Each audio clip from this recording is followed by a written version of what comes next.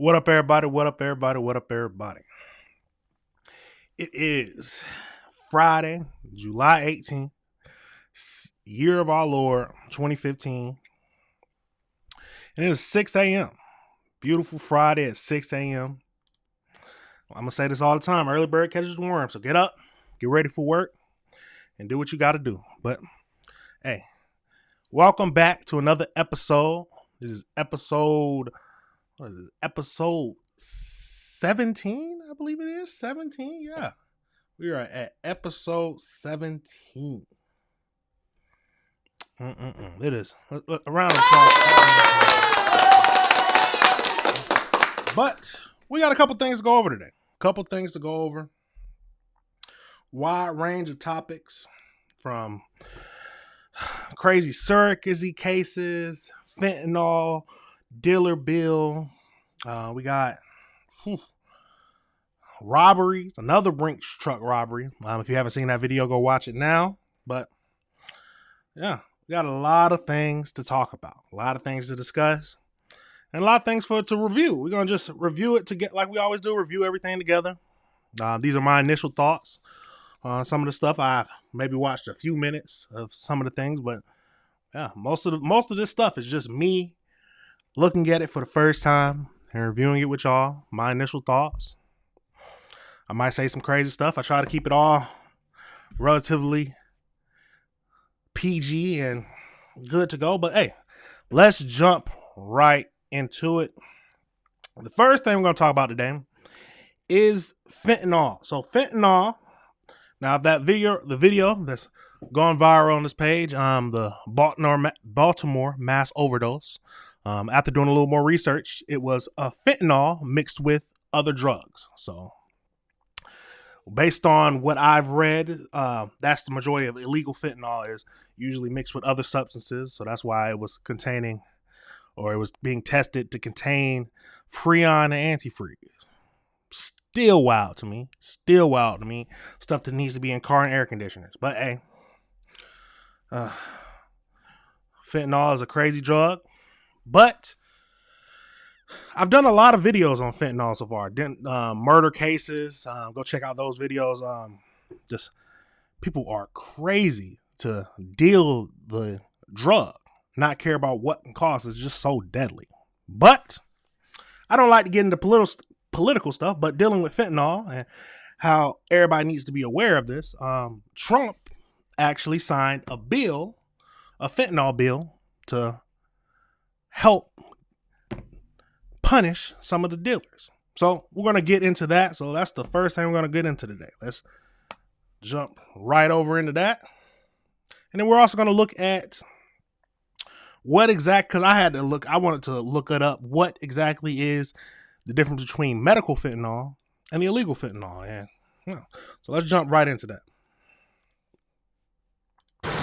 So President Trump is speaking right now at the White House. He is going to sign this Halt Fentanyl Act.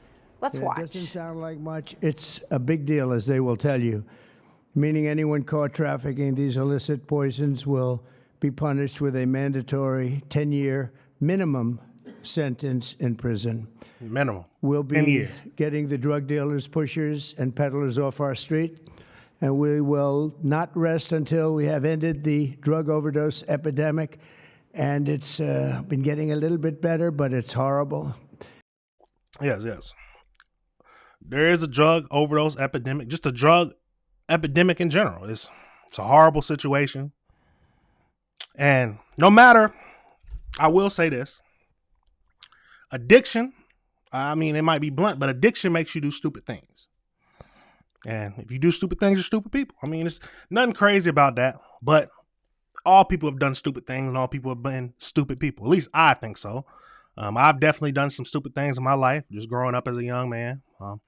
And then at those points, I was a stupid person. But you eventually need to grow up and you need to try to get better. But at the end of the day, addiction is a disease, and then we just got to pray that they have the strength to fight it or want to learn how to want to fight it. That's the biggest thing, is just wanting to fight that addiction. But let's keep going into this video. It's horrible. We're going to end it once and for all.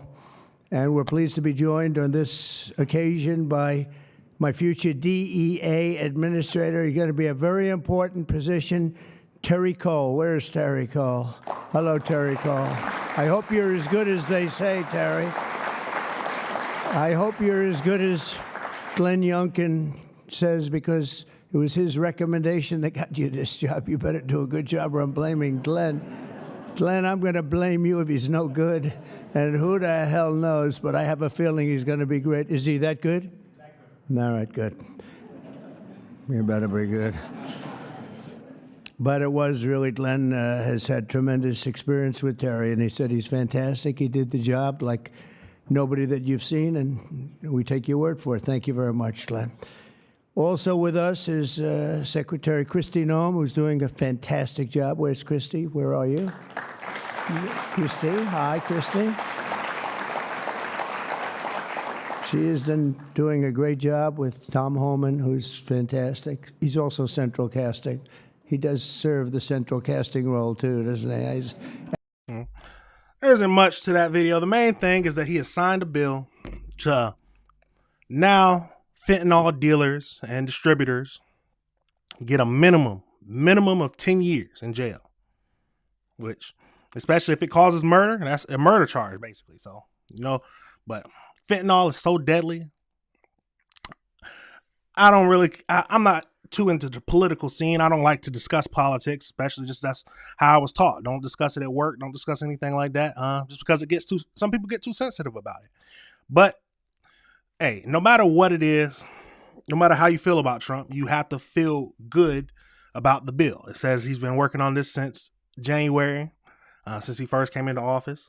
And hey, sounds like a good deal to me. I don't see anything wrong with that. Yes, fentanyl and people who deal it and try to sell it to others, and especially people who sell it without people knowing it and mixing it in with other drugs, yes, deserve the maximum you can get, the very maximum. I am in complete agreement with that. Now, let me go over to, because I did have a question, because some people were asking in the comments of the video we just watched, was what's the difference between the medical fentanyl, because yes, fentanyl is used in medical hospitals, and how is that going to affect the medical hospitals? But let's jump over into that.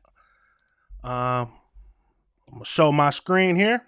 So, just a simple, fentanyl is a synthetic opioid typically used to treat patients with chronic severe pains. Fentanyl is a Schedule II controlled substance similar to morphine, but 100 times more potent. Understandable. Under the supervision of a licensed medical professional, fentanyl has a legitimate medical uses, and if patients are prescribed fentanyl, should be monitored for potential misuse or abuse. Okay. All right. Now, illicit fentanyl, primarily manufactured in foreign countries, foreign labs, and smuggled into the United States through Mexico, is being distributed across the country and sold in the illegal drug market. Fentanyl is being mixed with other illicit drugs to increase its potency. Now that's crazy to me. It's already 100 times more potent than morphine on its own. So they mix it with other illicit drugs to increase the potency itself? That's wild. And it's sold as powders and nasal sprays, and increasingly pressed in pills to make it look like legitimate prescription opioids. That is scary. Truly scary to me. Now, because there is no official oversight or quality control, these counterfeit pills often contain lethal doses of fentanyl with none of the promised drugs. Okay, there's a significant risk that the illegal drugs have been intentionally contaminated with fentanyl because of its potency and low cost. So the drugs have been mixing fentanyl with other drugs, including heroin, methamphetamines, and cocaine. Jesus. Everything that Jesus. All the stuff you don't want in your body.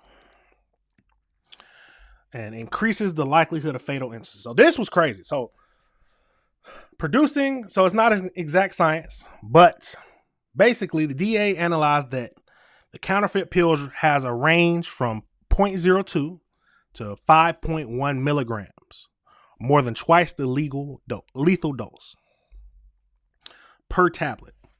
And 42% of the pills tested for fentanyl contain 2 milligrams. Considered a potentially lethal. 2 milligrams is the lethal dose, is what they're saying the lethal dose is. And 42% of those, 42%, contain at least 2 milligrams, which is absolutely crazy. So, skipping over a little bit, according to the CDC, comparing 12 months, so from comparing a year, overdose deaths involving opioids rose 38%. Yes. Overall, it is an opioid crisis we have in our cities. And we have overdose crisis. People turning to drugs when they don't think they have anywhere else to get out of the situation they're in. It's very sad. But the dealers should be punished. And the people need to find the strength to crawl out of that hole. You got to. Just crawl out that hole. But that is what I want to talk about with fentanyl, just because I found that interesting. I've been talking about it a lot. And Trump just signed that bill about fentanyl. So no matter how you feel about Trump, that's a good bill to me. But tell me your thoughts. What are you thinking? Remember to like and subscribe. I don't know if I said this is AC, the engineer, and this is AC Reviews the World. Remember to like and subscribe. And hey, let's review the world together. But that is it for that video. The next thing we're going to get into is, all right, so now we're going to talk about the flash floodings that happened in both New York and New Jersey. So shortly after the 4th of July flooding that happened in Texas and the flooding that happened in New Mexico. So you got some more flash floodings that happened in New York and New Jersey. So we got a video here where they basically break down what the causes of it was and what the possible causes of the flash flooding in New York and New Mexico was. New York and New Jersey was. So let's jump right into that because, hey, let's pray that everybody was safe. I haven't looked into this yet. I don't know if there was any deaths or casualties from this, but let's jump right into this and see what it's talking about. Now to the United States, where 2 people have died in New Jersey during flash floods as severe storms lashed New York City and other parts of the northeast. Travel has been disrupted across several states, with officials urging people to remain cautious as cleanup efforts begin. In New Jersey, floods submerged cars and a cemetery. 2 people died as their vehicle was swept away. The state's governor said climate change was to blame for the increasing frequency of extreme weather, with some areas seeing flooding for the first time. New Jersey residents confirmed the unusual nature of the storms. We also had deaths on July 3rd, so this is like an unusual happening for this area, to have, fatalities as a result of a storm. In New York City, passengers in a Manhattan subway car were stranded as the station became submerged. That is crazy.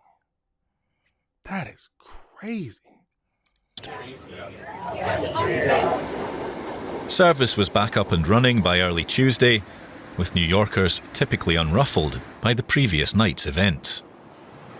It looks to me like if it was flooded yesterday and it's completely clear today and nobody was hurt, New York's doing fine. I mean, it's not the first time that it floods. I've been working here for 11 years, so whenever there's like massive rain, we know that this station is not going to be working. Despite the business-as-usual attitude in the Big Apple, there is growing fear of a new climate reality in the US, with these storms following hot on the heels of the deadly 4th of July flooding. Now that is interesting. There's been a lot of more floodings. At least that's what everybody's talking about. A lot more floodings happening. Do you think that this is our new reality? There's going to be more floodings during the summer or just all throughout the years? Tell me your thoughts. Tell me your thoughts. But and if any of your areas are experience flooding and abnormal flooding, talk about it. Let's all discuss it and see what our thoughts are. But let's keep going into this video. Texas. All right, we've got Matthew Capucci. He's a meteorologist and atmospheric scientist. It's great to have you here to pick through this a little bit. First of all, what do you know about the situation right now? Is the heavy rain continuing to fall? Well, the good news, the rain has mainly shifted off to the south and east. It's over the Virginia Tidewater right now. But yesterday, up and down Interstate 95 in the eastern U.S., it was just an absolute deluge. Slow-moving downpours moving through at rush hour. Lots of folks caught on the road as the heaviest rains fell. It was a really high-end situation. And in advance of this, there were flood watches in effect. That is probably my most hated, especially when I'm on so I have to get on the highway, especially coming home or going to work. There's been several times where it's just been a downpour on the highway to where I can barely see anybody in front of me. All I'm going by is the flashing emergency lights that people usually put on. They'll put it on so they can make their way down the highway. But that's all I'm going by. I can't see the lines. I'm hoping no one hits me. I'm just trying to get to the house. There's some people who are on the slow side who are just stopped immediately, just not even doing it. I can barely see in front of me. Scary, one of the scariest moments. I regret even driving in that. I was like, yeah, I can make it home. And then at that point, I was just kept going. Took a look at the numbers. One location in Union County, New Jersey saw 16.7 centimeters in only about 3-4 hours time. And the craziest part, 9.88 centimeters fell between 5 and 6 p.m., which is a roughly once every 100 to 200 year event. Now, of course, the atmosphere is getting more moist due to human-induced climate change, making downpours like this all the more likely to occur, but nonetheless, a very high-end meteorological setup leading to serious flash flooding in spots. Now, here's a question. Do you believe in climate change? I remember there's some people who don't believe in climate change. Yes, I think, just as an engineer myself who relies on the sciences a lot and looks into it, it's obvious that man-made things and us have an impact on the environment. One of the most severe impacts is from us. But yeah, tell me your thoughts. Do you believe in climate change? Do you believe it's getting as bad as they say? Just what are your thoughts? Perhaps you can tell us a little bit more about what the reasons for this exceptionally heavy storm are. Where's it all come from? Great question. So northern New Jersey, west of New York City, was the intersection of two different weather boundaries. A slow-moving cold front sagging down from the south, which was kicking up warmth and moisture, but also something called a lee trough, or a broad, weak, diffuse strip of low pressure east of the Appalachian Mountains. And that weak low pressure fostered convergence, or the gathering of air enough that we kicked air upwards and generated storms. It was a super moist air mass. But what happened was that you had a line of storms form and then several renegade cells ahead of it. So first, these areas saw individual storm cells that were back building or kind of regenerating, pulling in more moisture from the south and continually feeding themselves, nourishing themselves and growing. And then you had a line of storms come in and it all kind of merged over Union County, New Jersey, leading to the very high rainfall rates on the order of 8 to 10 centimeters per hour at times in those heaviest downpours. The National Weather Service, of course, issuing a high-end flash flood warning, saying it was, quote, a considerable episode, meaning it was one of those higher-end events that actually actually triggered wireless emergency alerts. Everybody's phones buzzed with those emergency alerts. It finally wound down yesterday evening, but there's a chance of more storms later this week, and of course, more flooding too. Now, these storms have been deadly. The US government's pretty much turned its back on all of its international climate change agreements and wound back policies aimed to curb global warming. How do events like this play into the political discourse around climate change and the way in which we deal with them when events like this happen? That's a really good question. I think it's important to remember that nothing really occurs in a vacuum, even in the world of weather. Now, weather, of course, has a lot of random events. Sometimes you get a really heavy downpour, sometimes you don't. And in the summertime, you get more of these thunderstorms, and thunderstorms will always produce heavy rains. But what's important to know is that the background state of the atmosphere is becoming more moist. And as you add more moisture to the atmosphere, not only do you have more juice to work with in storms, but you have greater precipitation efficiency, meaning if all the levels of the atmosphere are moist, more of that raindrop makes it down without evaporating, leading to higher rainfall rates. It's like this self-reinforcing cycle. Now that makes sense to me. Understandable. More moisture in the atmosphere, heavier rain, more intensity. Makes sense. Now, here's a question.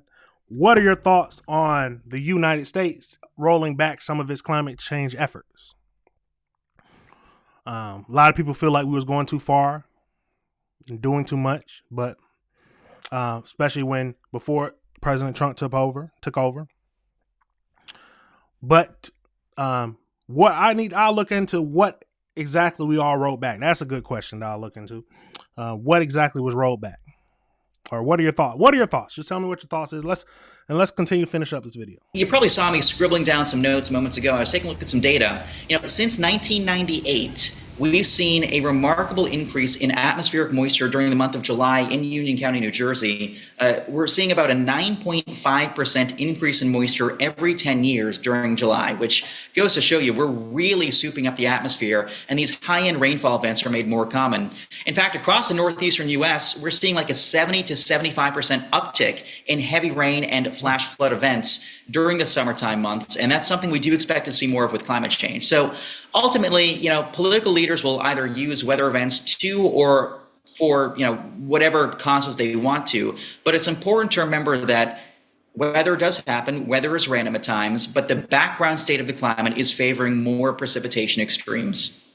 Matthew Capucci, it's really great to get your insights there. Thank you. Okay. That was interesting. So it sounded like that 2 people have died from the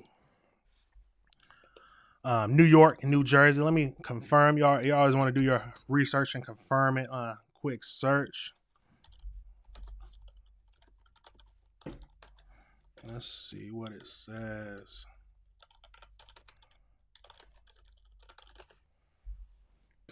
Yep. So 2 dead after the New Jersey flood. No matter how many people have died, we always want to make sure that we pray for the family. People are going through loss. If you can't handle the loss, like I always say, go talk to somebody. Don't try to handle it on your own. But, wow. But we're going to pivot now. This was interesting. So we're getting into next. I saw this. So a woman, a black woman, said when she left the United States because of discrimination, and she went over to Russia. And while she was in Russia, seems like she had some racist neighbors. It's very sad to hear. And it sounds like that, looks like I haven't gone into this video. I've tried not to watch it, but it looks like just from the thumbnail that she was abused in Russia because she was escaping United States discrimination. And she was discriminated against in Russia. So let's jump over into that and see what all happened.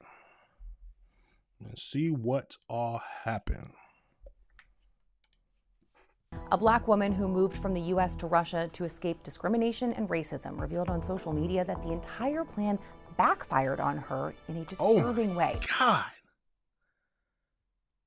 Jesus. Francine Villa was born in Russia but moved to the U.S. with her family when she was a kid. In a heartbreaking video, Francine claims that both she and her baby were brutally attacked by racist neighbors in Moscow. She detailed the alleged assault on Instagram.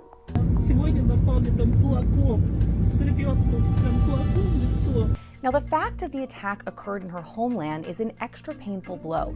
Villa had previously spoken about her move. I was thinking that my first thoughts when I first saw this was that she was born in the United States and then was upset with the discrimination and went over to Russia. So, okay, it's completely different than what I was thinking. So she was born in Russia, came over here, and felt that she was being discriminated against, and then went back to Russia to face discrimination.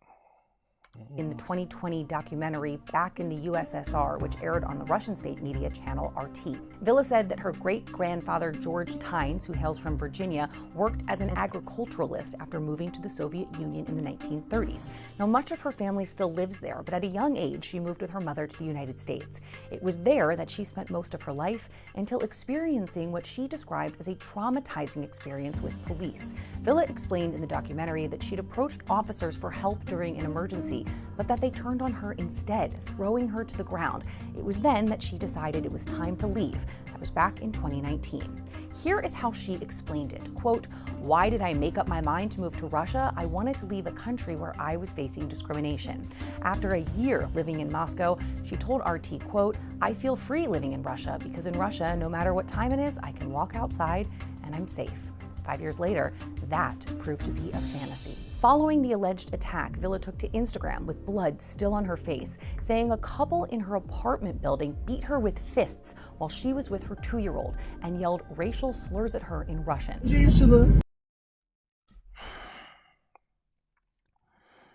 Now, my main thinking is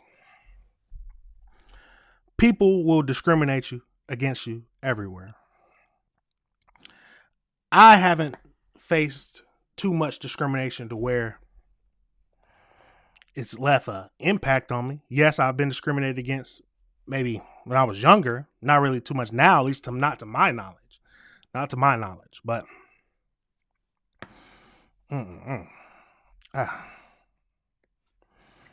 no one has ever touched me, though. That is crazy. In front of your 2-year-old, you get beat on by your neighbors just yelling racial slurs. Absolutely wild. Let's pray. Let's pray that she's recovering well. I don't know if they're gonna say what she decides to do, but this is wow.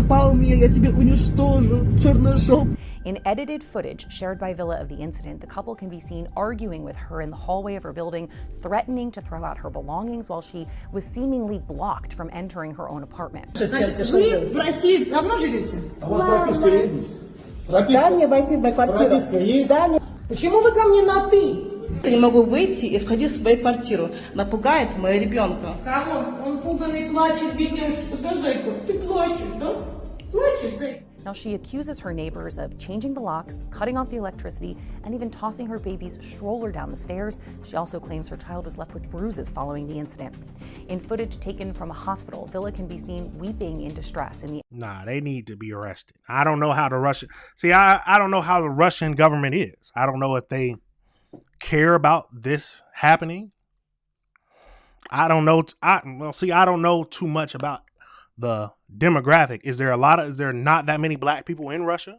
Now tell me if you know about this. I've never seen this. I don't really too deep dive into Russian demographics and Russian culture, so I don't know if this is a common thing down there. I have no idea. That is wild. Aftermath of this alleged attack, she says she's filed complaints to the police but claims they aren't helping or responding. Oh, well, that answers the question right there. Obviously, to me, the Russian police don't care about it. Honestly, I think she would have been better off just staying in America. There are bad cops out there. Yes, there are bad cops. But I choose to believe that there are more good cops out there than bad. Now, tell me your thoughts. Do you think there are... Now, that's a good question. Tell me, do you think... how do you feel about it? Do you think that there are more bad cops? Or do you think there's more good cops? That's a good question. Tell me your thoughts. Remember to like and subscribe. This is a crazy world we live in. To think that she's leaving. She left the United States because she faced discrimination. Enough discrimination to where she said, yes, I'm going to move back to Russia, to where I was born at. To end up getting beaten on in front of your 2-year-old child by Russian neighbors. Asking you, and if you heard what they were saying, read what they were saying, they was asking, do you have papers? Do you have documentation? And then when she said that you was scaring my child, oh, poor baby.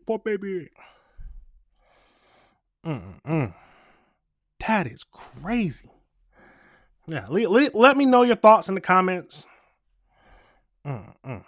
That is wild. Now we're going to pivot. We're going to pivot over to a plane was hijacked. So this is over in Vancouver. It enters Vancouver's airport. I don't know exactly where it's from, but hijacking a plane, that's like some GTA stuff to me. You hear about hijacking cars all the time, but how can someone get to a plane? It had to have been a small plane. It can never be a big, like Delta, American airline. There's too much security. There's no way that can happen. Well, there might be. It might can happen if somebody really wants to do it. But let's jump right into that and see what they're talking about. A plane was hijacked.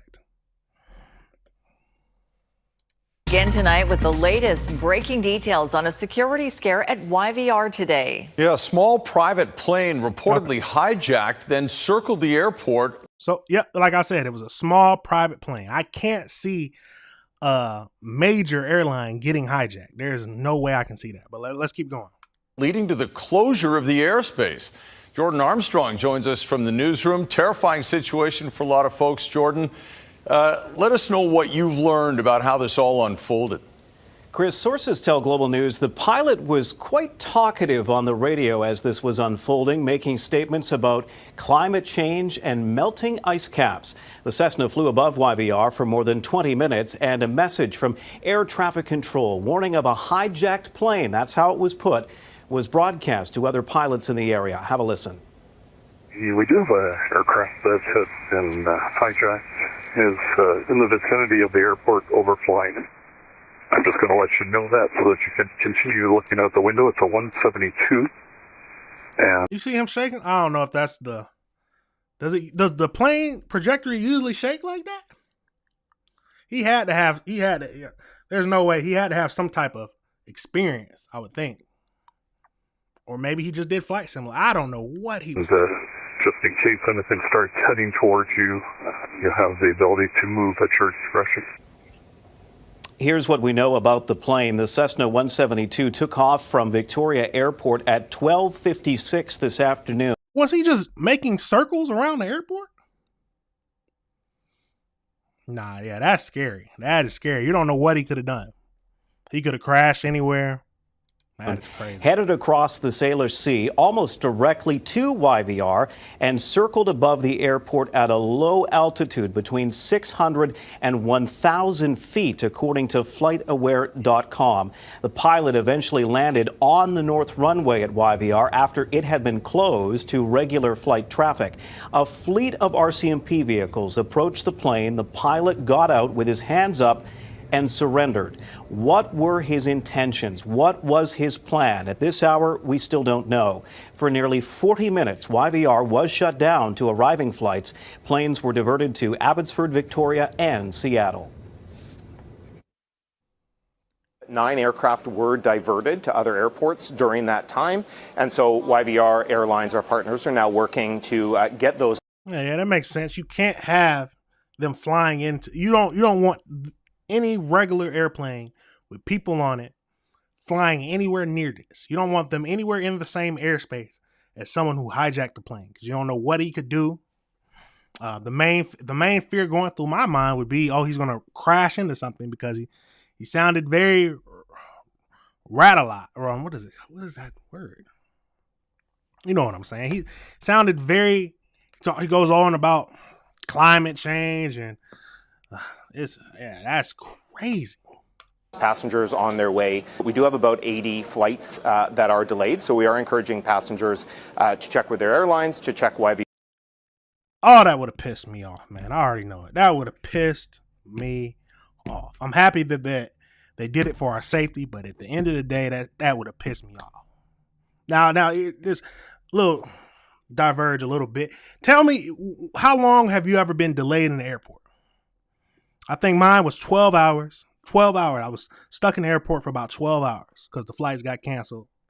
In the Vegas airport, sleeping on the floor, just waiting for, and we could have left, but they said if we would have stayed, there's a possibility we could have got a earlier flight.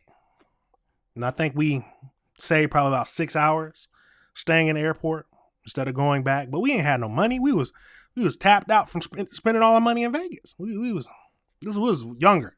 It was like we was still in college at that point. But tell me about your experience about you being delayed in the airport. How long was it? And how'd you feel about it? But let's keep going into this video. YVR.ca before they come to the airport. And Jordan, we hear this escalated quickly enough to reach the highest level of North American air defense. What did you learn? It did, Chris. At one point in the air traffic control audio, we hear that NORAD is en route, indicating officials were preparing for the possibility of having fighter jets intercept this plane. Yeah, either if they're gonna come up, tell you to lower it and land a plane, and if you don't, they're gonna wait till you get to a safe area, and if they feel like you was gonna do something crazy, they're gonna shoot you down. They're gonna have to. Hey, you gotta do what you gotta do. Jesus. So for everyone on frequency, there's some type of protest going on above the airport. Cessna, you can see over the north runway. They claim going to be here for a few hours. NORAD's on the way. We reached out to CFB Comox. No word from them yet. There are fighter jets based just across the border on Whidbey Island in Washington State. Perhaps that's where they would have come from. Fortunately, this ended without further drama. The pilot remains in custody. Chris. All right, so many more unanswered questions. Thank you very much, Jordan. And let's go to Richard Zussman now, who joins us from Victoria International Airport. And Richard, that's where all of this began. What have you learned there? Now here's a question. What is the charge for a hijacked airplane? They might mention it, but if not, I'll look that up. I wonder what they would charge you for, or how much the time is. It's probably a charge called hijacked airplane. I don't know what the charge would be called, but how much time would you get for that? I'll look that up. Around 1 o'clock this afternoon, Sophie, Barely an individual was here at the Victoria Flying Club right out on this tarmac. And this fleet of aircraft from the Flying Club, it's one short tonight. That is the aircraft that's currently at YVR. The individual who flew the plane out of here is the individual in custody. We also understand that there was a flying instructor involved in this. The flying instructor is uninjured. What we do not know is how the individual got into that plane and took off from here. The RCMP are investigating the circumstances of that event and whether there were any weapons involved that led to that individual getting on the plane. We don't know what the connection is between the individual and the Flying Club here in Victoria, or why he decided to head to Vancouver. I also spoke to the individual who's the dispatcher here at the Flying Club. He was clearly rattled by the events that unfolded, saying that there wasn't much more that he could add, but does expect that the general manager of the Flying Club could provide some additional details tomorrow to fill in, as you described, Chris, Sophie, those questions that so many people have about how this unfolded and why it all unfolded starting here in Victoria. We will certainly be following up. And now that is crazy. Yeah, I want to know what his thoughts are, but it says it's in Canada, so let me look and see what is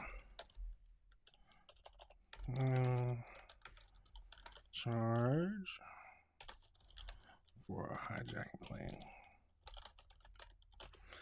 Just a quick search. Let's see what it's talking about.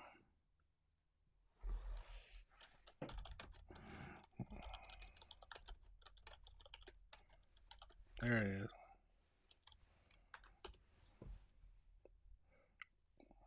Oh my God. See, I don't know if this is crazy. It says, let's show y'all a little real quick.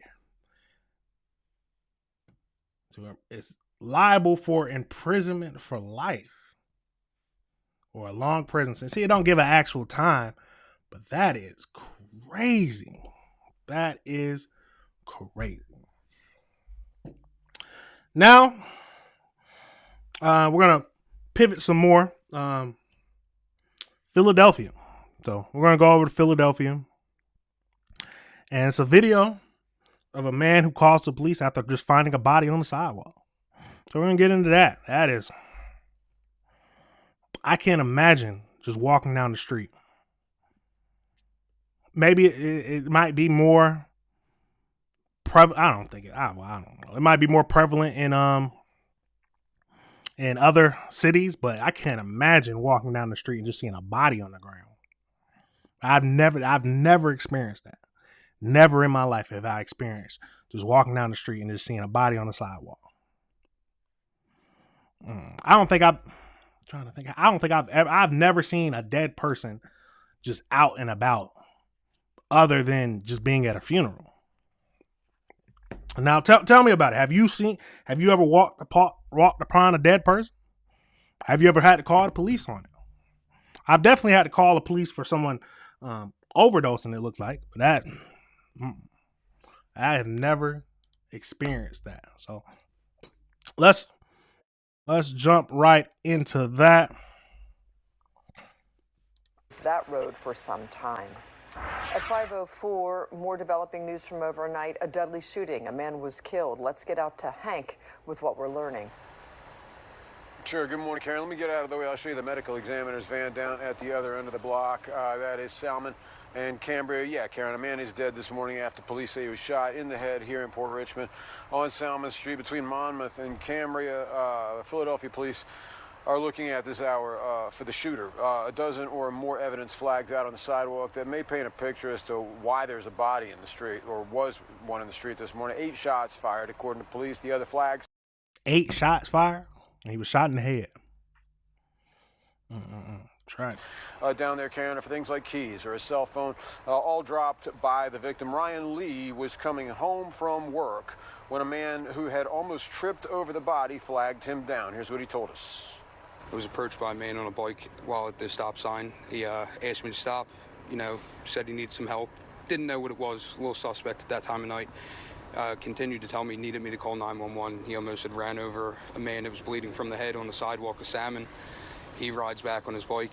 I pulled down the street, keep a safe distance because I didn't know what I was getting into, and confirmed there was a body there, and I called 911 and stuck around. See, all right, I'll give him this. He was smart because you don't know what people will do. You don't know what will happen. So he kept his distance, confirmed there was a body. He just didn't go follow him down the alleyway or wherever he was. Because at the end of the day, people do some terrible things, and they'll use any means to get at you. So you got to protect yourself. But he did follow because, hey, you want to, if you can, save whoever you can. That is, yes, as a good person, that's what you want to do. But they said he almost run over him. That is crazy. Called the detectives. It's a lot to process. It's unfortunate the loss of life in anyone. Yeah, no question about it. He added that there were reports of shots fired, Karen, as early as midnight. And he's got Ring doorbell video that he provided to us of Philadelphia police looking up and down the street at that point, searching for any signs of wrongdoing. But that search happened about a block north of where the body was found, closer to where the calls came in of shots fired. So it was a short while later that police did find the body down here on Salmon Street. And as you come back to our live shot, you can see police did their best, attempting to rush the victim to the hospital before realizing that he was expired. Police do say that the man was 49 years old, but they add that because he was carrying several different forms of ID, Karen, possibly under several different names, he has been difficult. So the person who died, we always talk about, yes, pray for the family, who's going to miss him and going through grief. But he was carrying several forms of ID. Sounds like a criminal to me. I don't know. Yes. He did lose his life. But I can't see any other reason to be carrying several forms of ID. They said, it sounded to me, they said same, I'm assuming same picture, but different names on it. So he had several fake IDs. Yeah, sounds like a criminal. Doesn't sound like an innocent. Well, we don't know that. Like I said, we don't know. Could have been random. I don't think it was random. It doesn't sound like it was random to me. It doesn't sound like it was just he was just going about his way. No. Let's finish up this video. To identify strange killing on a quiet street tonight, Karen. If you know anything about it or have any information for Philadelphia police on who shot someone to death out here on Salmon Street last night at about 12:30, give Philadelphia police a call. Karen. All right, Hank. Thank you. Now that is crazy. No, that is several. Now, tell me your thoughts. Is there any other reason why someone would be carrying several forms of ID other than you're a criminal? Now, I'm not saying that because I've definitely, I'm not even gonna lie about it. Yes, I've definitely had a fake ID when I was younger. It was a normal college thing. At least in my college, it was a normal college thing. I had a fake ID, just one, but it didn't have a different name on it. I know that for sure.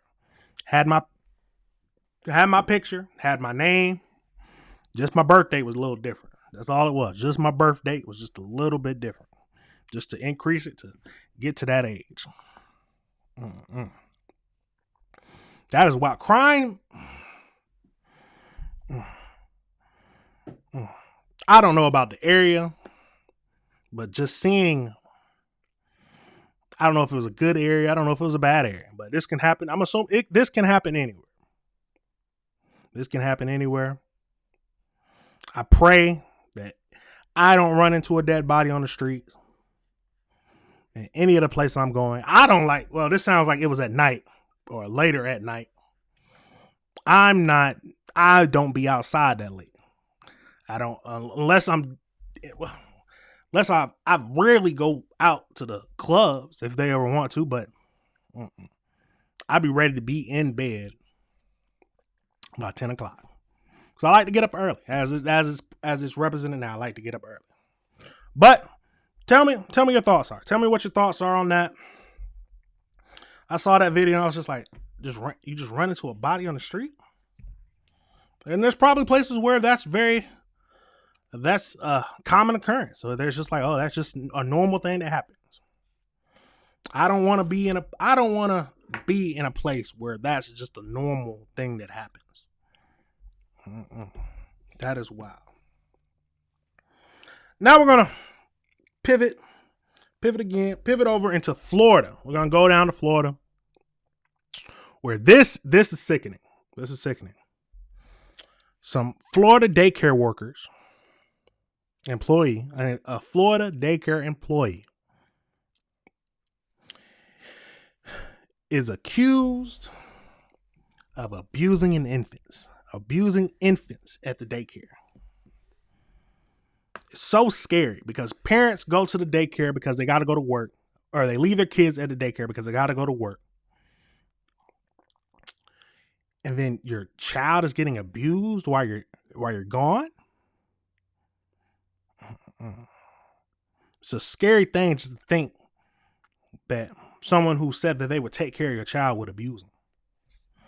But let's get over into that. That is wild. So let's jump right into that. On this Wednesday morning, we do want to transition to some breaking news headlines we are following. Take a look at your screen. And again, tragic news we are following. So I will say viewer discretion is advised as we are following the very latest this morning. Learning.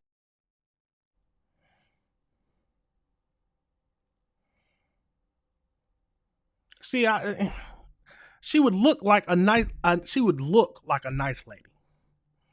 If I seen this lady at the daycare and I drop off my future kids, I would not think anything of it.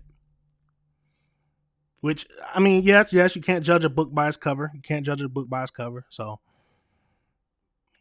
but I mean, it's my kid. So if I just look at you and I don't feel safe leaving my kids there, I'm gonna have to go by my judgment. At least that's my thinking. Tell me if that thinking is wrong.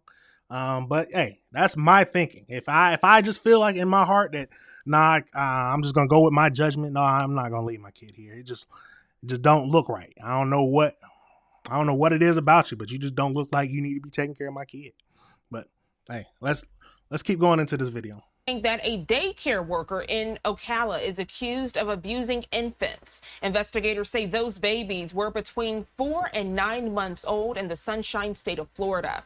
This morning, Fox 35 Orlando's Matt Trezza, he joins us live in Ocala with more on these allegations that this daycare worker now faces. Matt, good morning to you. Just tragic news that we are learning. What is the latest developments? Yeah, so Ocala is a rural county that is, a rural city in Marion County, which is in the northwest part of central Florida, northwest of the Orlando metro area. And this all happened at the All-Star Learning Academy, which is this building behind me here. We have allegations of child abuse by one of the workers at this daycare center, including rough handling, force feeding, violent shaking, and even near suffocation. Oh, whoa. They said, hold on, I gotta back that up some. They were listing that off. That is crazy. Let's back that up some. Abuse by one of the workers at this daycare center, including rough. So let's first thing is props up to the employee who told the authorities. Yes, they did the right thing. Now, a question is coming to my mind: how long did they see this, or was it the first time that they saw this that they called the police? Now, if she seen this happening and she finally just felt bad enough to where she calls the police, nah, so she needs to be in jail too. Now, if it was the first time she seen this and she immediately called the police, give her props. And hey, she did the right thing. But feeling, yes, it is good, even if it was the other part where she seen it before and she finally just felt bad about it. Yes, she did the right thing where she finally called the cops. But at the end of the day, you seen this happen for however long you seen it. And this is just my thing. That's just a scenario now, just a scenario. I don't know if that's actually happened. I don't know if they'll mention it, but yeah. If she's seen it happen before and she just finally got up the courage or the strength, I don't see where, even if she threatened you to be like, don't tell nobody, just go home, call the police when you get home, and just never come back. That's all as simple as that. But yeah, we don't know what happened, but let's keep going in this while they read out what exactly she was doing. Center, including rough handling, force feeding, violent shaking, and even near suffocation. Police arrested. Violent shaking and near suffocation. Violent shaking and near suffocation. Crazy. 33-year-old Carla Penalverti Gonzalez for allegedly mistreating 6 infants here at the daycare. Detectives say they uncovered multiple instances of abuse between March and July of this year. Police say the incidents were reported to supervisors, but, quote, no appropriate action was taken to address the allegations in a timely manner. Police had their body cam running when they put the cuffs on Carla.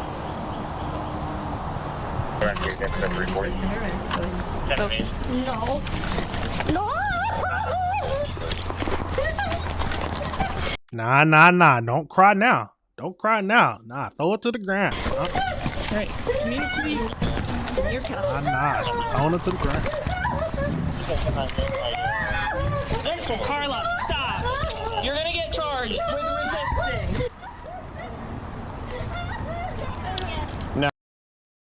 No, I say like I just said a second ago. Nah, as soon as she started crying and all that stuff, trying to fight, nah. Woo-ha! Slander right to the ground. We ain't gonna deal with that. You abusing kids? Nah. Infant kids, is that?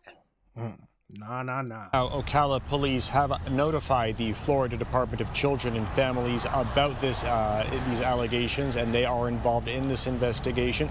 We're also told that police are investigating how the daycare's managers responded to the complaints that led to these charges, and the daycare staff will also perform remedial training before or as they continue to operate. Now, they're asking anyone who may have any other knowledge of instances of abuse to please step forward and let Ocala police know.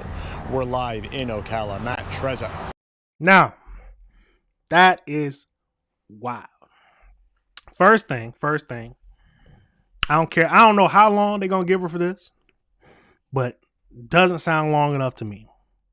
They said she was force feeding the infants. Now, from 4 to 6 months, I believe. 4 to 9 months. 4 to 9 months old.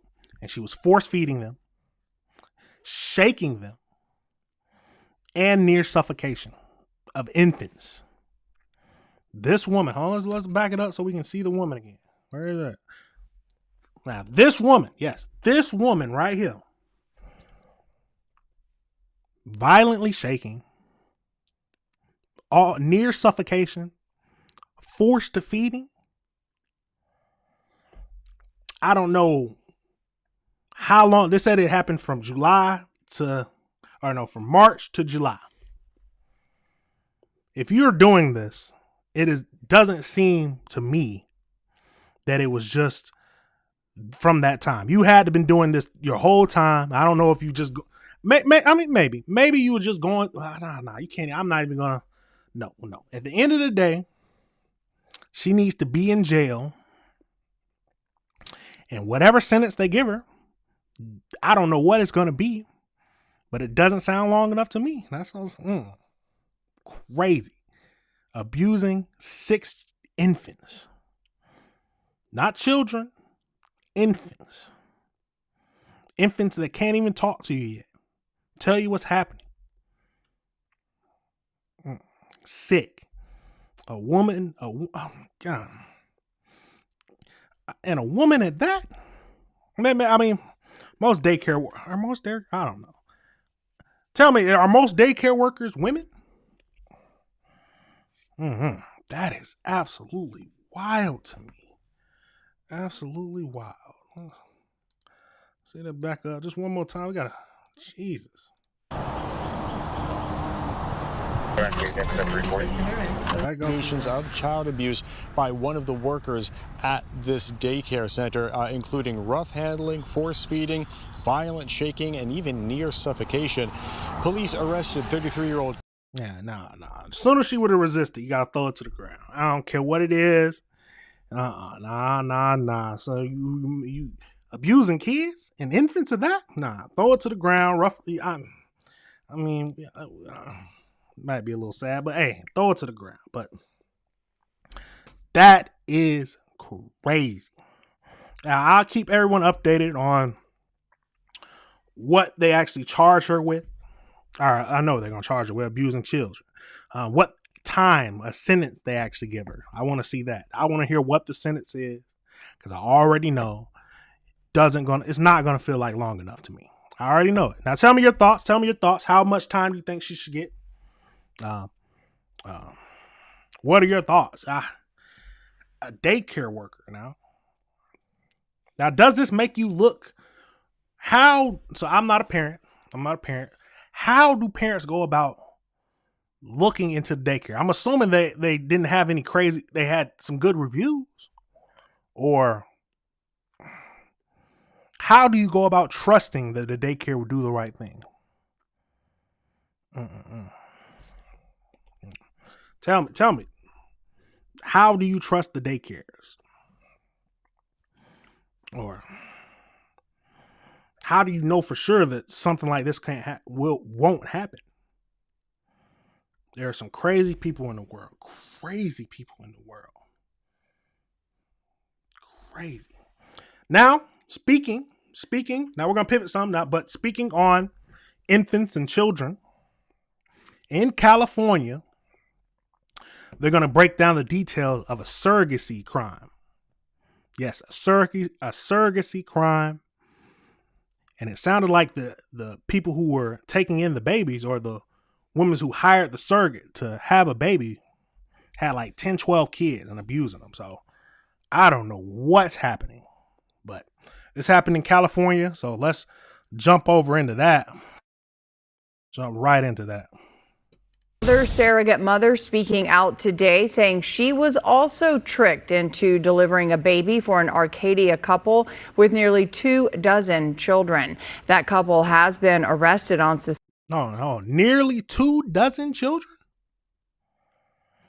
Suspicion of child endangerment involving one of those babies. KTLA 5's Lauren Lister live now in Encino with new details on this bizarre story. Lauren. Yeah, Glenn and Lou, we're learning more now today about a fertility clinic, a local one behind me, that a few of these surrogates received their care at. Also, I just spoke to a Virginia woman who says that she is also a surrogate for this same couple. She didn't want to be identified. Why? She is still carrying. She's due October 1st, and she says she has no idea what the outlook is for this baby. She and others, I've now spoken to 6 of these surrogates, are all reeling from. Yeah, so that's crazy. That's a crazy thing to think about. Now, she's a surrogate, and she still has the baby, but the people who was going to take the baby had less than 24 children. That's what they said, and child endangerment. So what? For a surrogate, their whole plan was never to keep the child. So that is absolutely wild. The shocking revelations. Very devastating, and I feel real bad for these kids. 31-year-old Florida surrogate mother Perla LeBird reacting to news that an Arcadia couple she carried a baby. I'm not going to say anything. Before were arrested in May on suspicion of child endangerment. Not just that, their children were taken into protective custody by DCFS. How many children? 21. At least some of them carried by other surrogates. It's shocking. I knew the. Now I don't. Maybe it's just a financial aspect to me, but I can't imagine having, what did they say, 20 kids? Oh my God, I can't imagine. In one house? Way my situation was going, that something was wrong. I just couldn't put 2 and 2 together. Like other surrogates I've spoken to, the intended parents led Perla to believe they had one child and wanted to give them a sibling, but were struggling with infertility. Multiple women were told the embryo transferred to them via IVF was the father's sperm and a donor egg. Perla's journey took a turn for the worse when she went into preterm labor, spent a month in the hospital in her home state, and had the baby early on June 3rd and stillborn. She says the intended parents never showed up. I think what hurt me the most is the fact that I felt like the baby was abandoned, and I was too. As for the couple, authorities say one of their babies was taken to the hospital with head trauma. 38 and 65. It's a crazy age difference. Jesus. And Arcadia PD says that led them to this home, saying surveillance video showed the nanny abuse the baby, accusing the parents of knowing and not getting care right away. Investigators say they've gathered more evidence of wrongdoing by the nannies there too. Evidence that would indicate to us that other children inside the home were physically and emotionally abused. A neighbor describes the activity around and inside the palatial. That's a huge house. Huge. Yeah, you got to have that much room if you got 20 kids. But why do they have, there's so many questions. Why do they have so many children?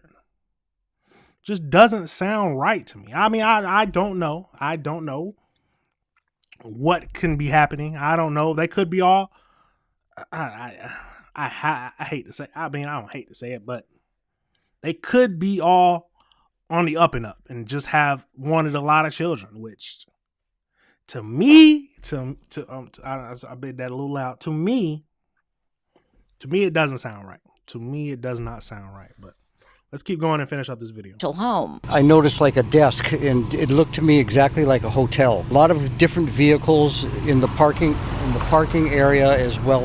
Perla and another surrogate in Texas named Kayla say they both did their embryo transfers for this couple at Western Fertility Institute with Dr. Kumar. In 2024, the dates they gave of transfers are just 3 months apart.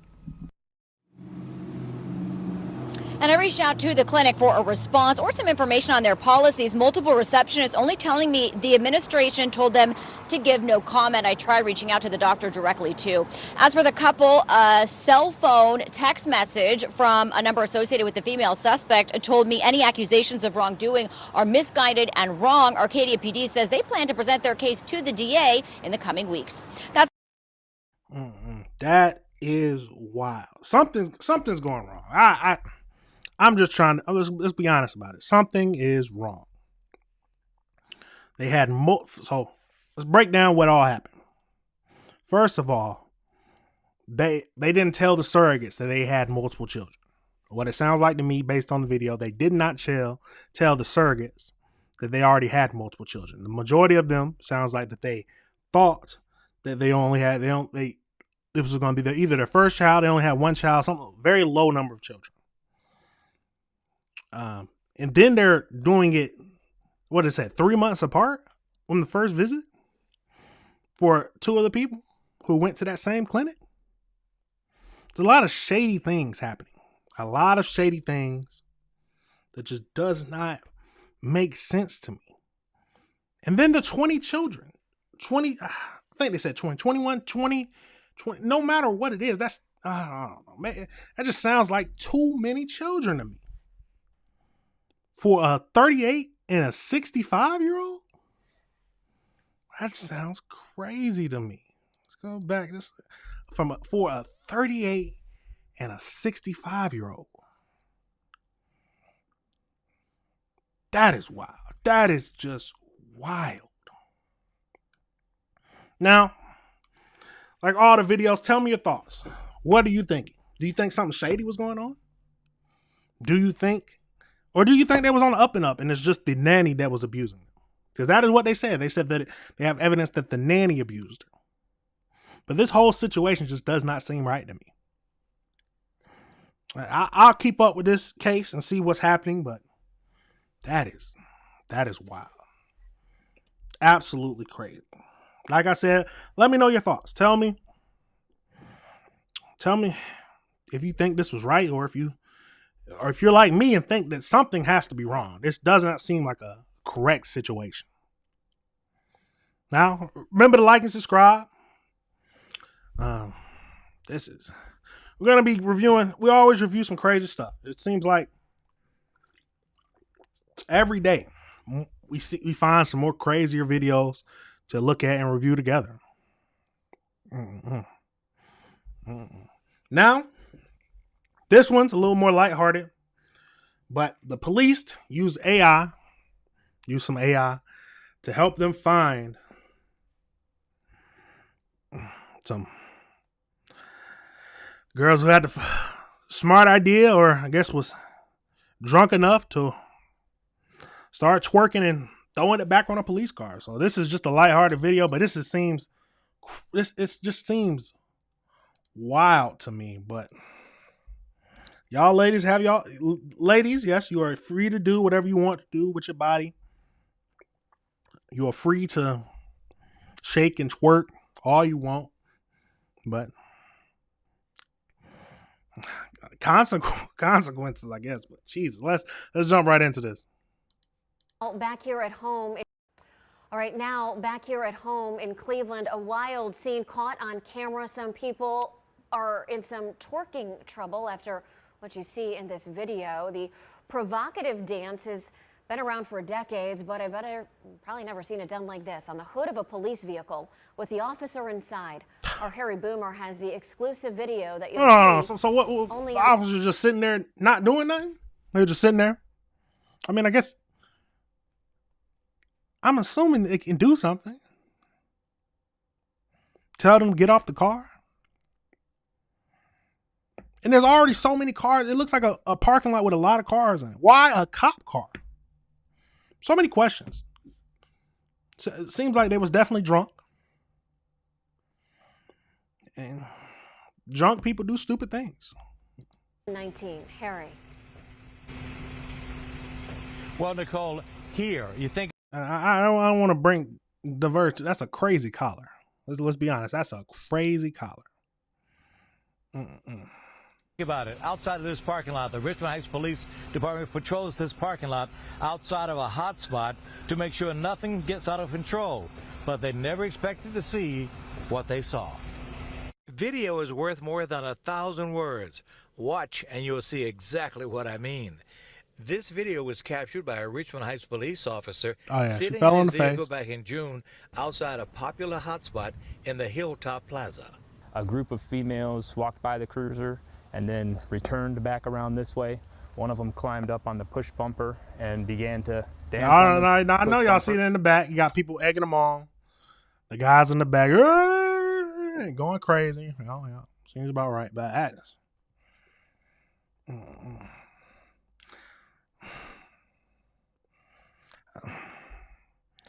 Ladies, have some more respect for yourself. I mean, I got to be honest. That is crazy.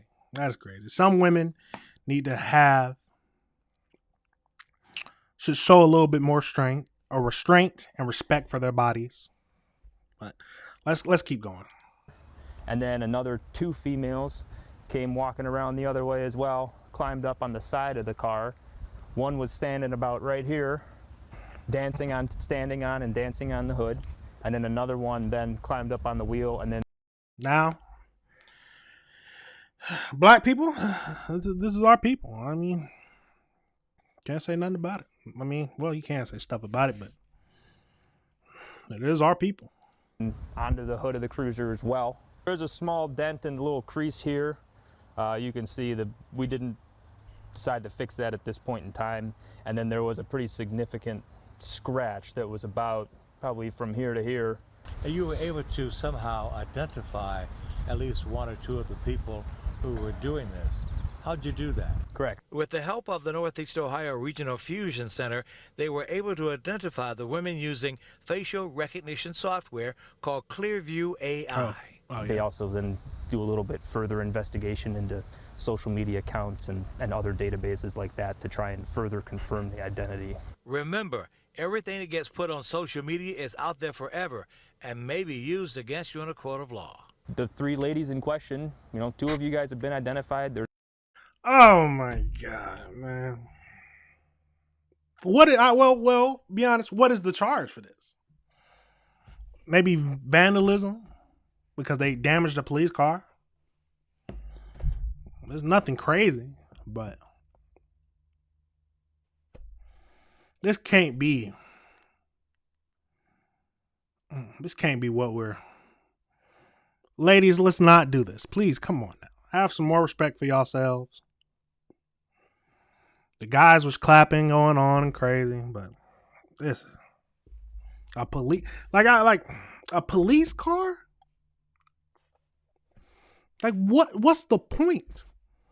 You could have done this on any other car and you wouldn't have gotten in trouble. You wouldn't have gotten in trouble unless they felt like you damaged their vehicle or something like that. But now everybody on the internet knows what you was doing. Going crazy with your mammary glands out. Shaking, slapping your booty. Obviously intoxicated. Obviously not caring who sees you like this.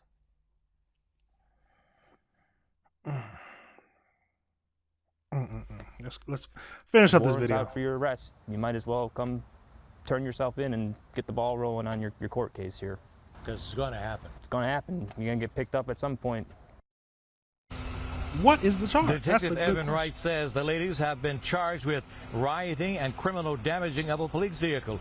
He said they can, for now, come in at a time of their choosing and bond. Let me say that I don't know what the actually time comes out to, but I highly doubt that it's anything crazy. Maybe a fine. 30 days in jail at the maximum. I don't know. Down. And I say this as an old disc jockey who used to play a song by the Staple Singers, Respect Yourself. And it says in part, respect yourself. I mean, he said it right. Respect yourself now, ladies. Come on. That is crazy. And we got to talk about the men egging them on to do it. Like, no man was like, wait. Like, at least let's do it on this car. Let's not do it on the police car. Like, come on. Like, but. Because if you don't, ain't nobody going to give a hoot about you. Respect yourself. That's a crazy collar. No matter what I think, that's a crazy collar. Go listen to the song. I'm Harry Boomer, 19. Now, that was just something I saw that was just making its way around. That is, what are your thoughts on it? Do you think this was just, ladies having a good time, having fun? Do you think they should have more respect for themselves? I mean, tell me your thoughts. The whole point, like I said, the whole point of this channel is that we review things together and we have a discussion about it, a civilized discussion about it. Tell me your thoughts. And let's talk about it. Let's talk about it.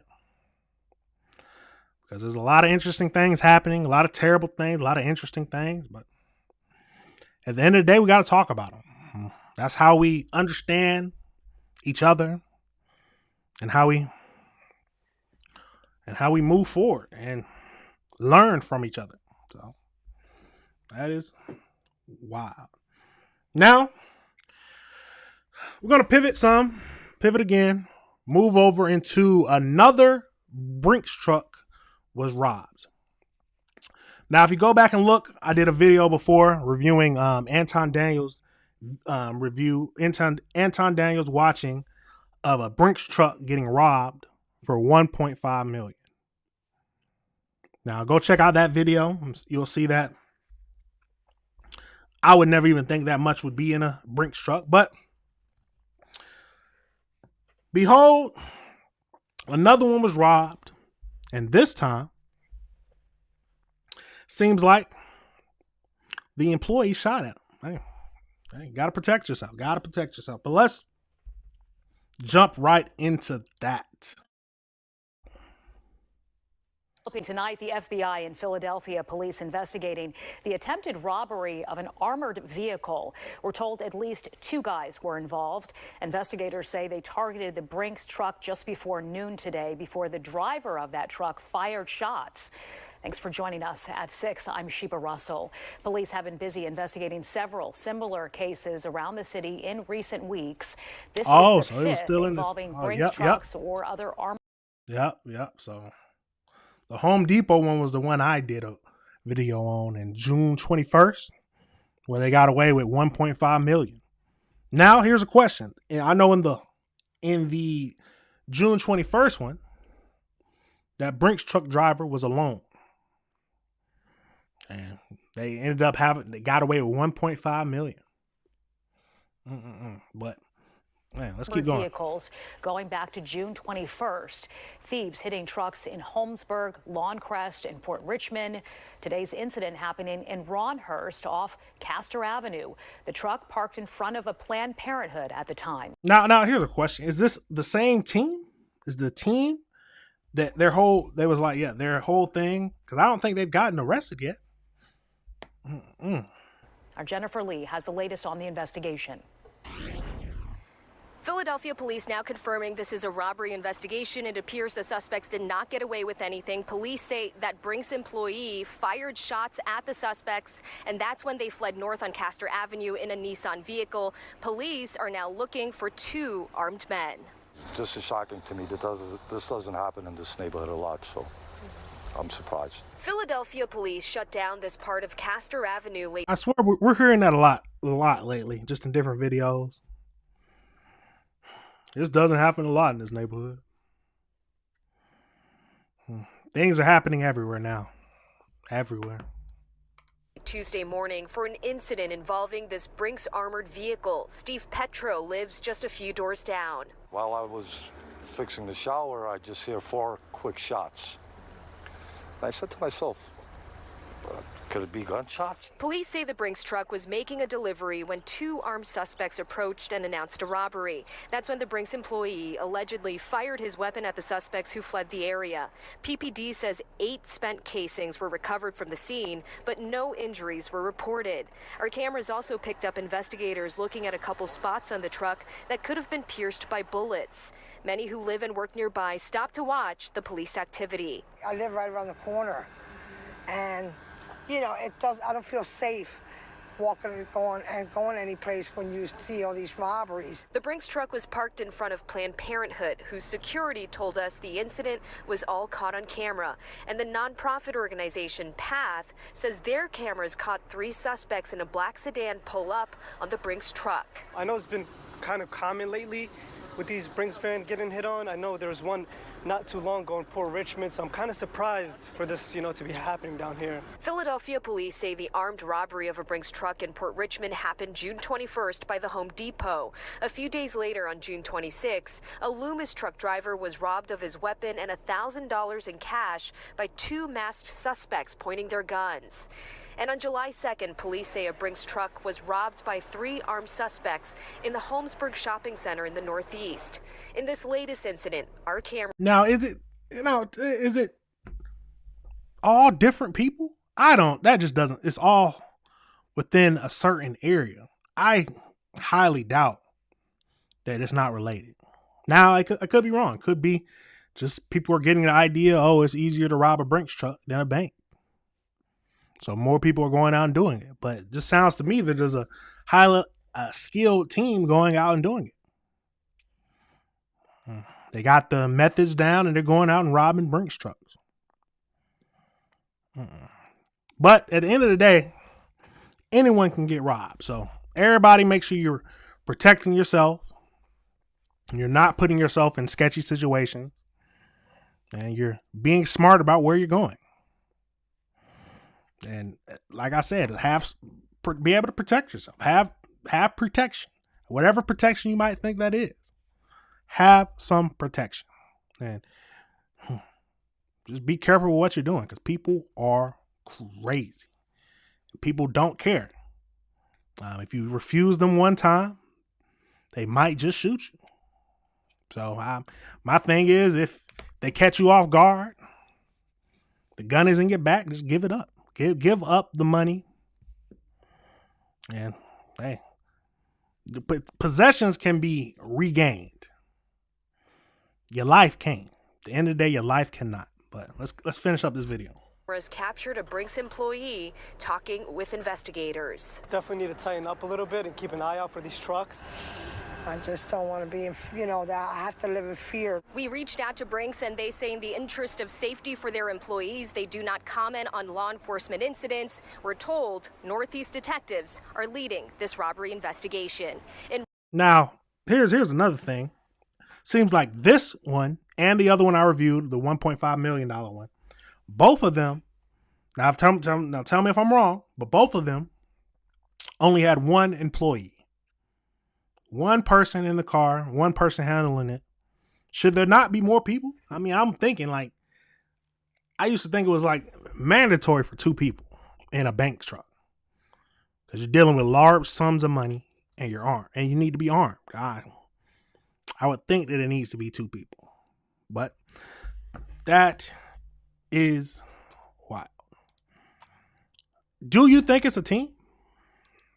Now, tell me this. Do you think it's a team that's handling all this? Or do you think it's just different people who got the idea, it's easier to rob a Brinks truck or a bank truck?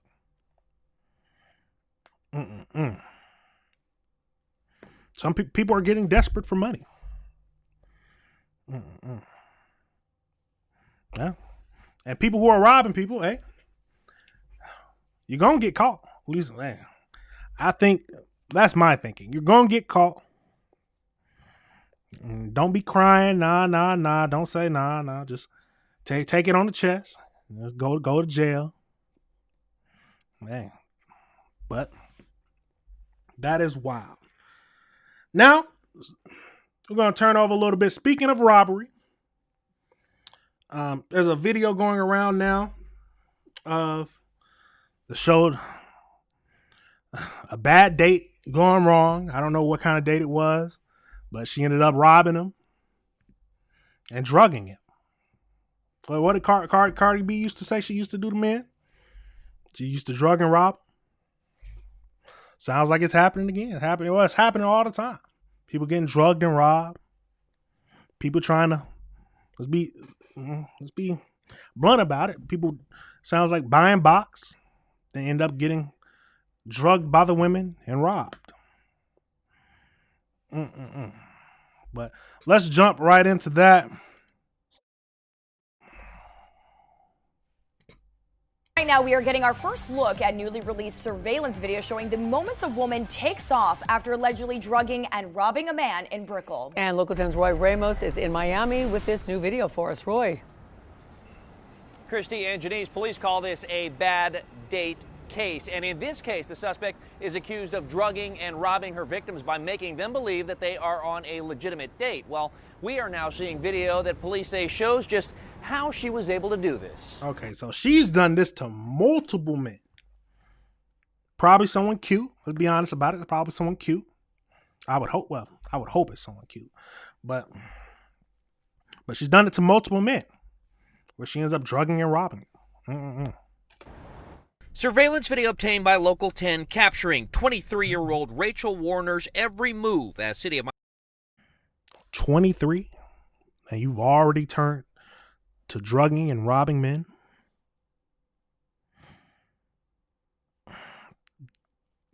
Be honest about it. Doesn't sound like you had some good parental figures. Let's be honest. Does not sound like you had good parental figures in your life. Now that doesn't mean that they could have just turned. That does not mean that just because you have good parental figures in your life that you won't turn to a life of crime, especially for women. But to me, it sounds makes the most sense. Not a good father in your life to teach you how you need to be treated. Or maybe you learned this from your mother. I'm not trying to say it always happens, but women pick up a lot of things from their mothers. So, did she get this from her mother? We don't know. But let's keep going into the video. Miami police said she tracked down her alleged victim, then drugged and robbed him of his $18,000 Rolex. I believe that a couple of things. Number one, that the now you're arrested, dressed out in scrubs, at 23 years old, trying to do a come up, stealing from men. I mean, but hey, at the end of the day, if you're doing something like this, you got to be prepared for the consequences. Crazy. And is a danger to our community. We showed you when Warner was first arrested back in May on grand theft and drug charges, but now video shows what detectives say is her first meeting the victim at the Sugar Rooftop Bar off Brickell Plaza in early April, then leaving with him. The two get into an elevator together, the alleged victim appearing to believe his date is going well, but police said it's once the two enter into the victim's hotel room, she makes her move. While they're in the room, she serves him a drink. Now in this drink, they put some drug. He falls asleep. Next I wonder what type of drug it is. thing you know, hours later, he wakes up and his Rolex is gone. Warner is then seen leaving the room with her shoes in her hand and almost running down the hall. Yeah, she trying to make her way out of there. You see how she's running down the hall? Let's back that up a tad bit. Warner is then seen leaving the room with her shoes in her hand and almost running down the hallway into an elevator. While she's seen making her getaway that night, the following morning, officers said they spot her on the prowl again. They located her, identified her, while she's talking to a 61-year-old man, probably trying to do the same thing. And police say after we first aired our story, multiple men have come forward claiming Warner has not just stolen from them, but believe they too have been drugged by her. One man telling police after bringing her back to his Midtown apartment, he woke up to more than $60,000 in watches, jewelry, and cash gone. What? Hold on, back that up a bit. We got to break down what exactly was stolen, because that is crazy. A Rolex watch at $15,000. Was it Audemars watch at $30,000. Cartier watch at $8.5. Various bracelets valued at $2,000. And she took $1,000 from him. And she took $1,000. And it doesn't sound like that they was trying to, like, because I was thinking that it was something like they was paying for box, and they ended up getting robbed. And at those instances, like, it's nothing you can say about it. Like, you was paying for box and you got robbed because, man, the game is the game. But sounds like that they was generally thought that the date was going good, or they met a woman just out and about. I mean, that is absolutely crazy. 60 grand worth of stuff from one night. And you didn't even get any sex. Which yes, that might be a little vulgar, but that is crazy. You just ended up having a drink and you passed out. Well, we don't know what all happened. Hold on. The female impression of consent. Okay, she gave a impression of consensual sex once inside. Let his guard down. Jewelry and cash gone. Crazy, man. That's kind of scary. As for the suspect, when she was arrested, police say she was found with an unknown liquid substance that police believe she was using to drug her alleged victim. She remains behind bars now, being held with no bond. For now, in the Brickell area of Miami, Roy Ramos, Local 10 News. Now, that is wild. Now, fellas and ladies, let's be honest. Fellas and ladies, be careful if you're out at the club and you're trying to pick up someone. Well, and especially if it goes back to have a sexual encounter. First thing, there are a lot of diseases out there now. A lot of people with diseases. A lot of people who don't know if they have a disease. And you got some people who don't care that they have a disease and won't tell you that they do. So you need to be careful. Use protection. Will that help? I don't know. They say it doesn't help everything, but safe than sorry. But you need to be careful. You need to be careful out there. It is a crazy world we live in. Oh, good morning, Ashley. Good morning, Ashley. How you doing? It's a crazy world we live in. But yeah, ladies and men, be careful, because you don't know what you're going to get into. You don't know who is plotting on you, plotting against you. And it is lucky that the only thing that happened is they lost their stuff, lost their material things. Because the wrong person might have either, you would have been taking, especially ladies, you would have been taking or trafficked. It is a crazy world we live in, but I say it all the time, we got to keep living it. Got to keep living it. Now, we only got 2 more topics we're going to talk about. The next thing we're going into is, happy Friday. Friday's about done with it now. It's about to start. Done with the week.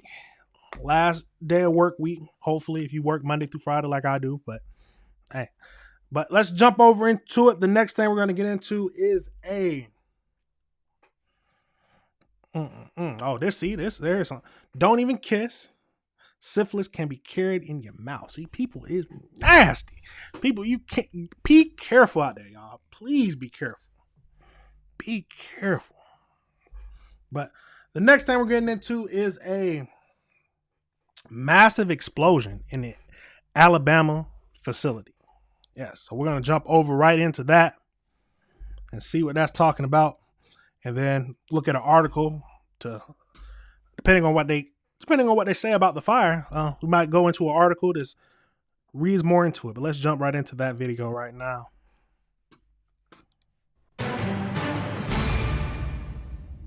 I mean, it's, you know, hundreds of feet in the air. It engulfed the whole area. And breaking Hold on, right. back that up.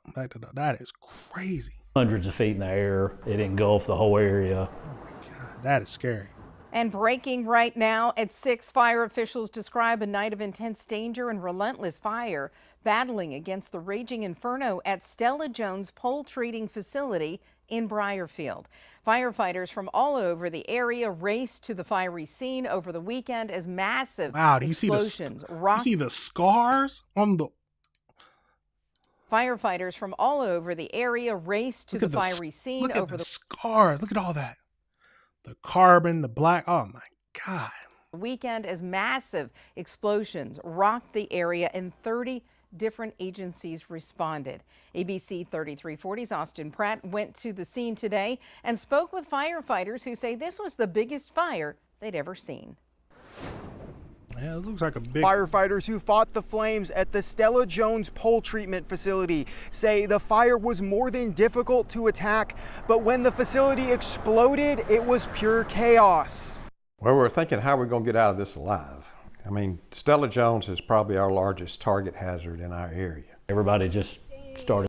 Now, let me say this. I give props and all my respect to any kind of law enforcement or police or firefighters. I said law enforcement or firefighters, EMS, any public servants who their only job is to protect citizens and do their best they can, putting themselves in dangerous situations. So we need to praise them for the work that they're doing, because it is a scary thing out there. I don't know how I would react in that situation, but they have been trained to handle it and do the best they can while putting their lives at risk to protect ours. So I will always give them as much props and thanks as I can. So let's keep going into this video. Scattering. I mean, it was, I guess, I hate to say it, but it was kind of chaotic. When the explosion went off, you could feel the heat. I mean, it was like you're sitting next to a campfire. 30 different agencies assisted with the fire at the Stella Jones pole treating facility in Briarfield on Saturday, including hazmat crews clearing the building for hazards with thermal drones. Many of the other fire departments were asked to bring water due to the lack of access to fire hydrants in the area. It was a moment those on scene. Why is there no fire hydrants or lack of fire hydrants in the area? Maybe they got a few of them, but I mean, I guess maybe not enough. Jesus. Say they will not forget. You can't explain it. It's that nothing is that I've ever seen. You see how far they are in the flames? To the lack of access to fire hydrants in the area. It was a moment those on scene say they will not forget. You can't explain it. It's nothing that I've ever seen, nothing that hopefully we'll ever see again. You could see it building. Our guys were getting set up, ready to go. We were getting ready to start fire. I can't imagine seeing that. And my home is, maybe I'm living hopefully not super close, but I see that standing on my porch. God, I'll be scared. And it built, and then that's when the large explosion occurred. And it was just as you have seen in all the pictures and videos, I mean, it was you can't even explain it. Eventually, it was safe for the fire to be left to burn out on its own. It took nearly a full day to completely die. In Briarfield, Austin Pratt, ABC 3340 News.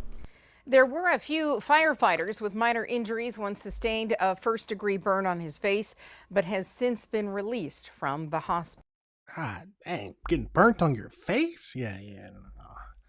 That is absolutely insane. Now, because I did pull up an article. Let me see what that is talking about. Let me find that again. Let's see. Because that is wild.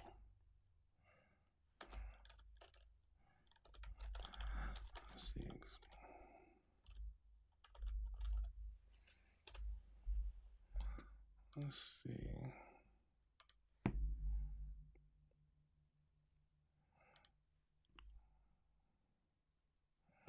So let's jump into this article. Give us a little more insight on stuff.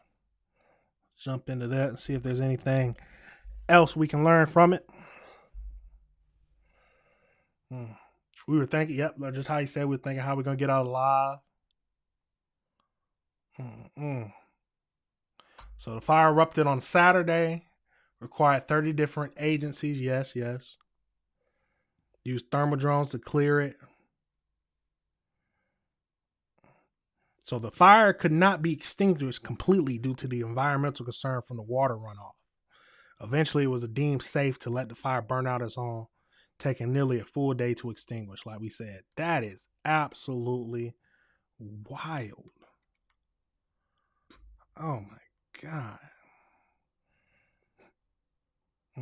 So not much more information we could find from just the video we watched, but absolutely wild.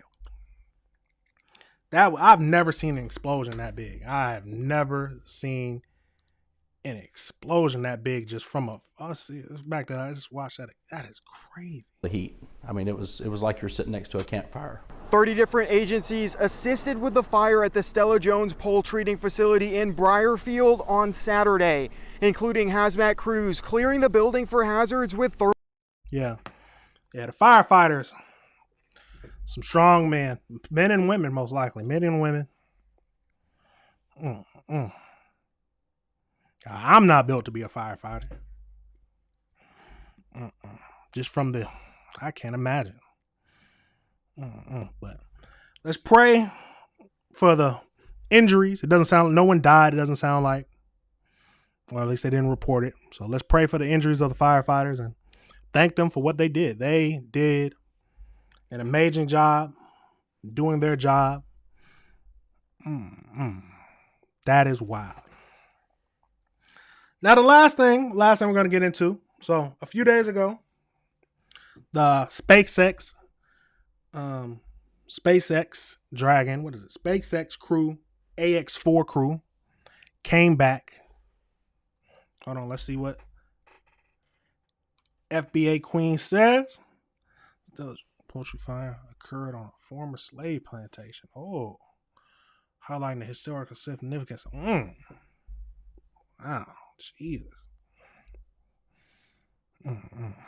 That is absolutely wild.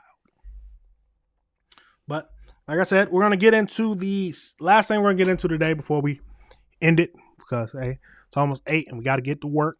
Like, you know how we got to do it.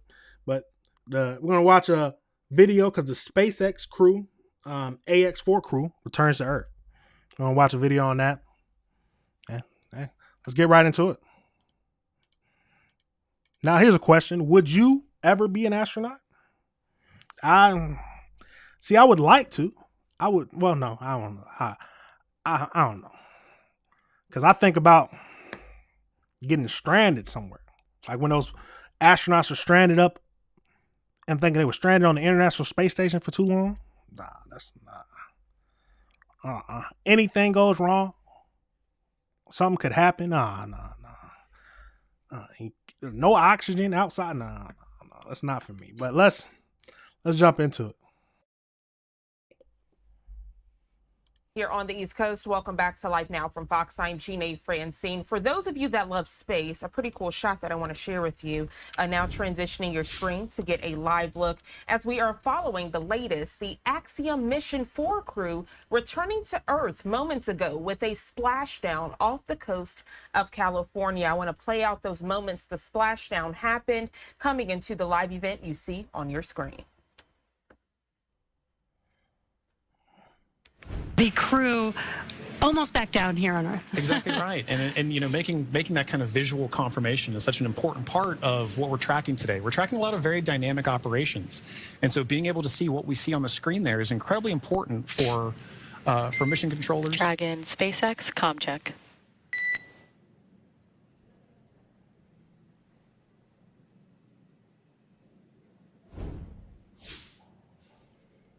Again, we may not hear the crew until they do get those comms back, that acquisition of signal. Dragon, SpaceX, comm check.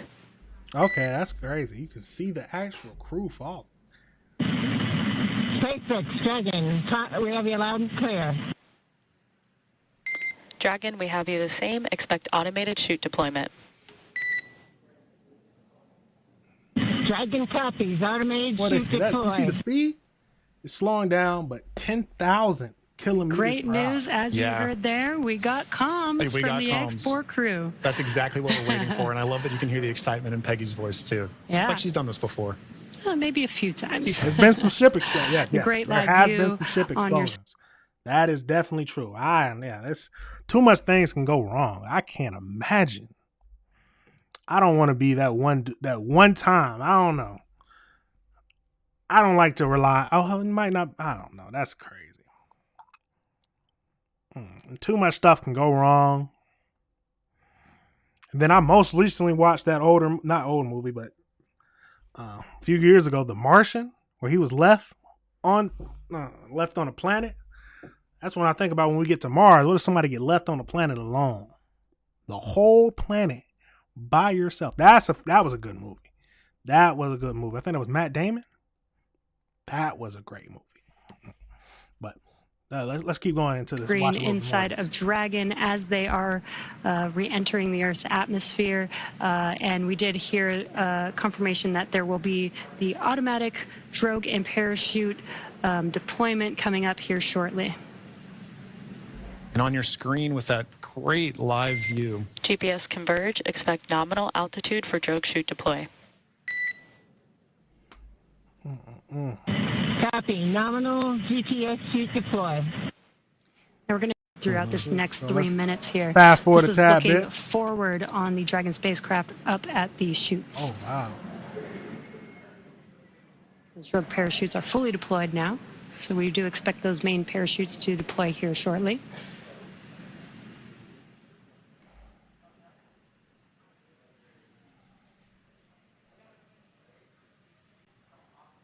If you're just joining us, we have now confirmed that the AX4 crew on their return home is roughly 2.5 minutes out from splashdown, and our main chutes have deployed.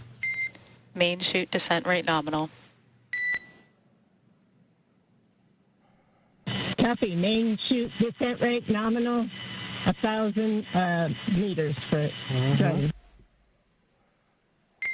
We copy 1,000 meters. Now, if you have any good space movies that you liked, I know that this wasn't really. It was that Adam Sandler's movie that came out on Netflix. That I can't remember what that thing was called. That was actually pretty good. I was shocked at how good that was. That was crazy. When the alien came on board, that was a crazy movie. But any other good space movies? Because we do love space.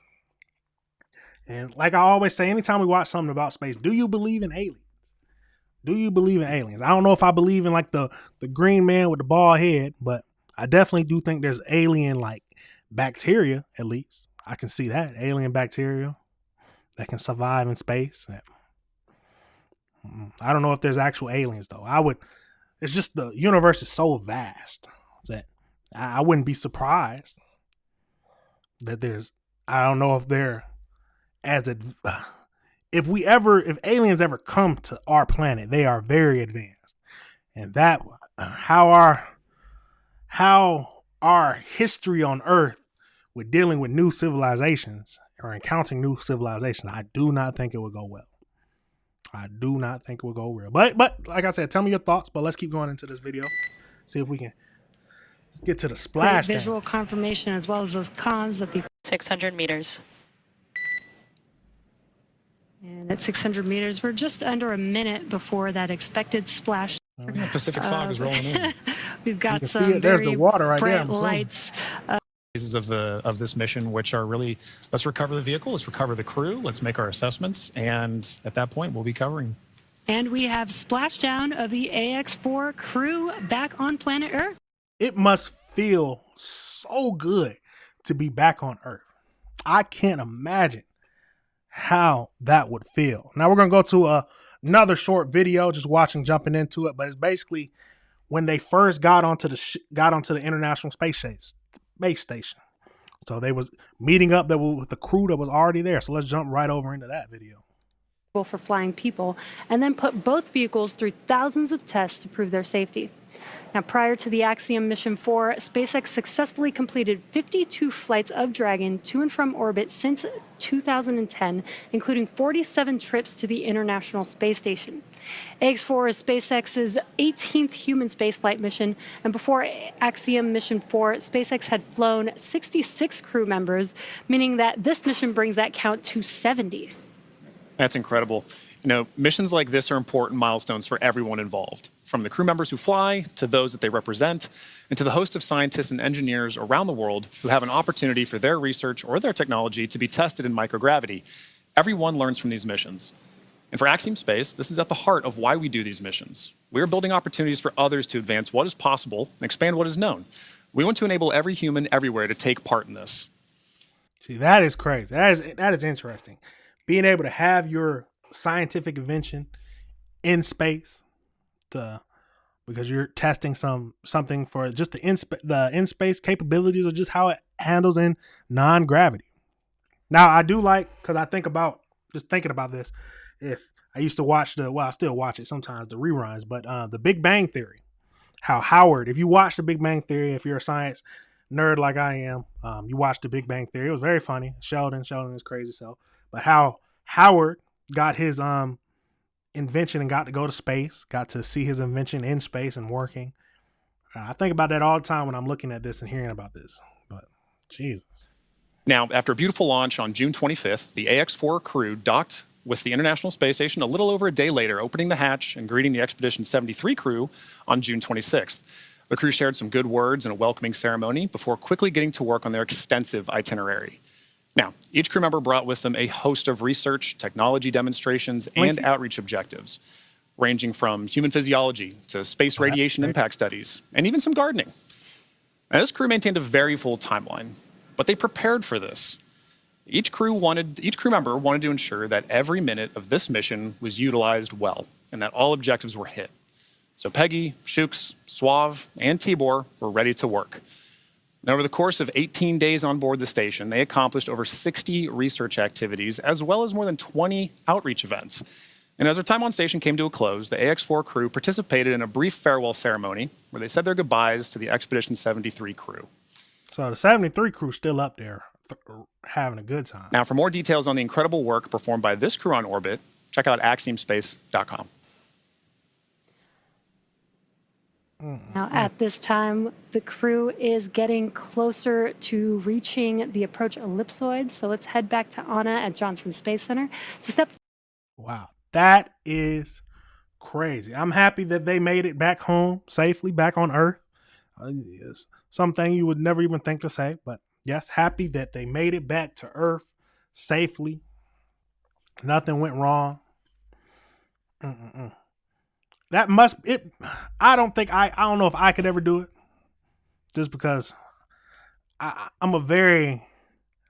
like to think about what can go wrong so I can plan for it. But there's really nothing you can do. You can't plan for anything to go wrong. So I don't.